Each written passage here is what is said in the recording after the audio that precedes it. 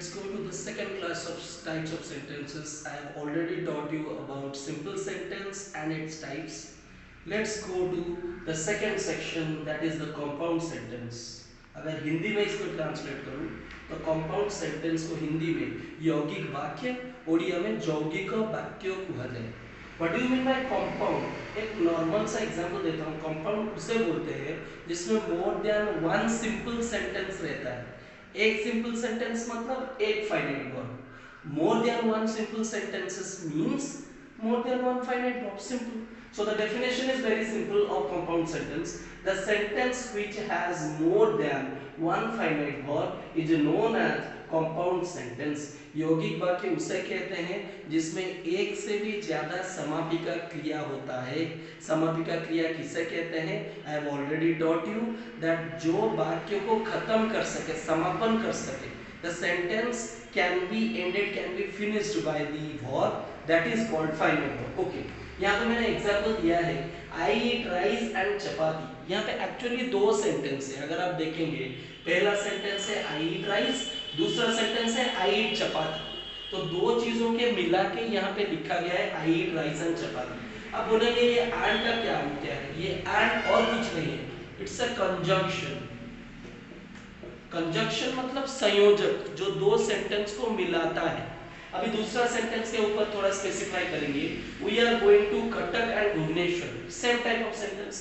We are going to Cuttack एक sentence है और वो भी एक सिंपल सेंटेंस, क्योंकि इसमें एक ही रह रहा है फाइनाइट वर्ब। अभी दूसरा वाक्य इस सेंटेंस में क्या है? We are going to Bhubaneswar. If we combine the two sentences it will be like we are going to Cuttack and Bhubaneswar.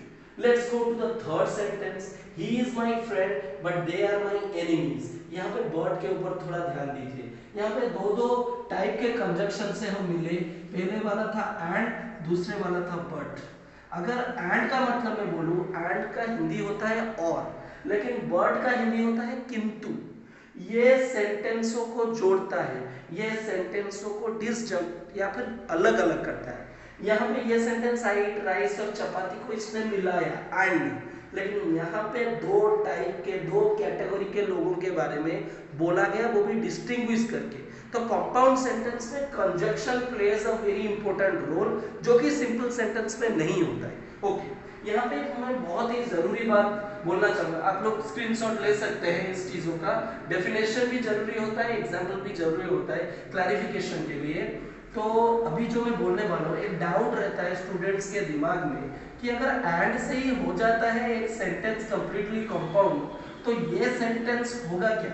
Let's give you a example like Hari and Mohan are my friends.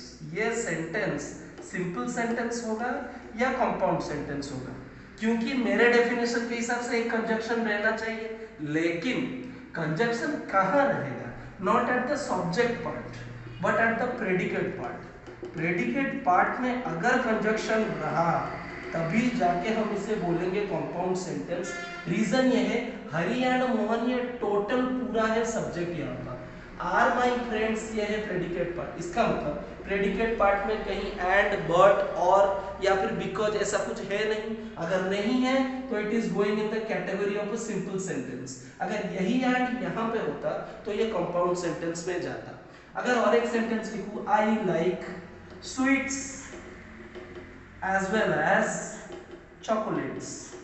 मुझे sweets भी अच्छा लगता है, मुझे chocolates भी अच्छा लगता है। दोनों को जोड़ा किसने? एज वेल एज ने। ये जितना पसंद है ये इतना पसंद है, ये भी होगा कंपाउंड सेंटेंस। तुम बोलोगे यहाँ पर तो एक ही है फाइनाइट वर्ब, नहीं, ये दो हिस्सों में बटा है। I like sweets, I like chocolates, I like sweets as well as chocolates. Compound sentence से रिलेटेड कोई भी डाउट अगर दिमाग में हो तो आप लोग कमेंट सेक्शन में पूछ सकते हैं।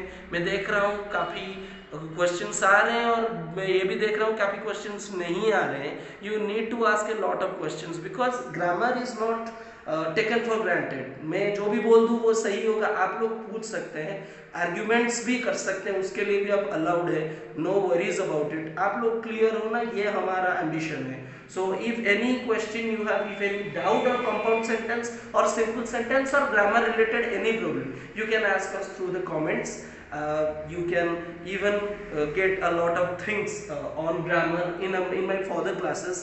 मेरा नेक्स्ट क्लास भॉर के ऊपर रहेगा, तो वो आप लोगों को अटेंड करना है। बहुत जल्दी हम लाइव क्लासेस भी स्टार्ट करेंगे, उसके ऊपर भी हम बहुत सारे डिस्कशंस करेंगे। सो connect with us and thank you for today's joining with my class.